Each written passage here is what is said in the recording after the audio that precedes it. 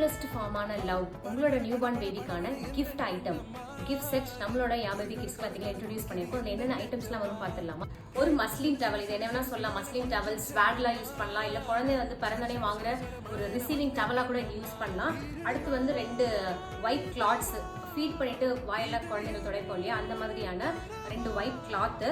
அதுக்கப்புறம் 2 ஜப்லாஸ், ரொம்ப சாஃப்டான பிரீத்தபிள் கிளாத்ல இருக்க 2 ஜப்லாஸ்.